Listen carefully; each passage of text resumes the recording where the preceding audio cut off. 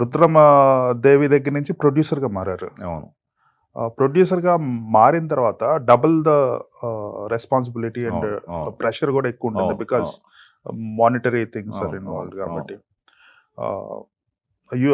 Rudramadevi work out అయింది. But next చేసిన శాకుంతల అనేది సమ్‌వేర్ ఇట్ డిడ్ంట్ అవును. వర్కౌట్ అవ్వలే.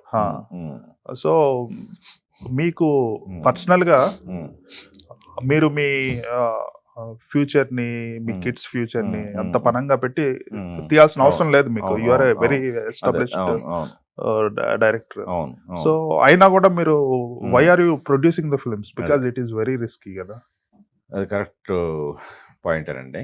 అంటే శాకుంతలం వరకు లాస్‌ని ఇద్దరం షేర్ చేసుకున్నాం. దిల్ రాజు గారు కూడా నాకు పార్ట్నర్ కాబట్టి.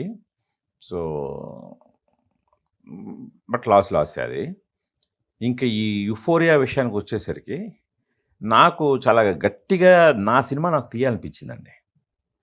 అంటే ఈ సెట్లు, ఈ సీజీలు, ఈ హంగులు, ఆర్భాటాలు లేకుండా స్టోరీ ఆర్గానిక్‌గా ఒక కథ చెప్పాలనిపించింది.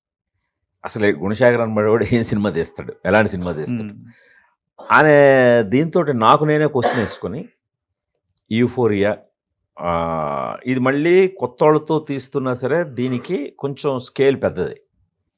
ఇది మళ్ళీ నేను ఒక ప్రొడ్యూసర్ని కన్విన్స్ చేసి తను ఇబ్బంది పడి మళ్ళీ ఏది ఎక్కువ బడ్జెట్ అయిపోతుంది దాని అనడం కంటే ఇది మనమే తీసుకుంటే బెటరు అని నేను కంటెంట్ మీద కాన్ఫిడెన్స్తో, అందులో ఇప్పుడు జనం కూడా కొత్త పాత అని చూడట్లేదు. రైట్. కంటెంట్ బాగుంటే కొత్త వాళ్ళది కూడా చూస్తున్నారు, కంటెంట్ బాగోపోతే పెద్ద హీరోలు కూడా రిజెక్ట్ చేస్తున్నారు.